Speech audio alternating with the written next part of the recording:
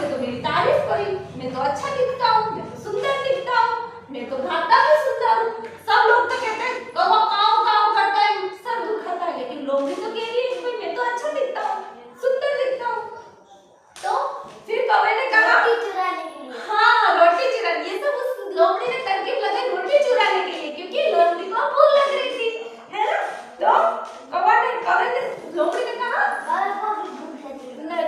लोमड़ी ने कहा तो कौवा राजा तुम तो यूं करो, मेरे को एक गाना सुना दो। तुम हजारों की संख्या में सुनाते हो तो भी सुंदर लगता है, लेकिन तुम अभी गाओगे तो भी सुंदर लगेगा।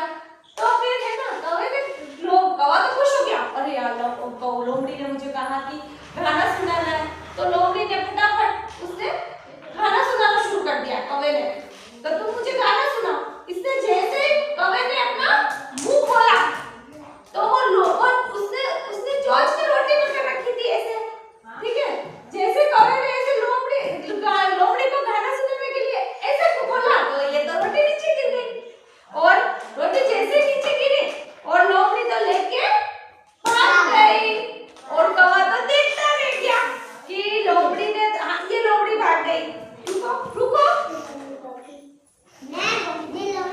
फिर कौवा तो देखते रह गया कि इसने तो चतुर लोमड़ी है, ये तो मेरे को टुकड़ा उड़ा से चली गई। और लोग तो नीचे गिर गया, लोमड़ी लेके वो भाग गई। इस कहानी से हमें ये क्या शिक्षा मिलती है तुम्हें पता है?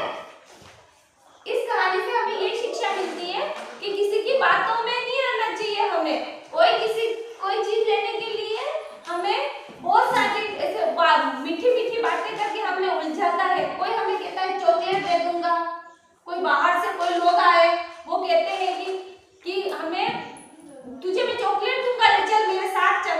तो ऐसे आप किसी के साथ नहीं जाना है, अपन को किसी की बातों में नहीं आना है, अपना काम अपने हमें करना है, ठीक है।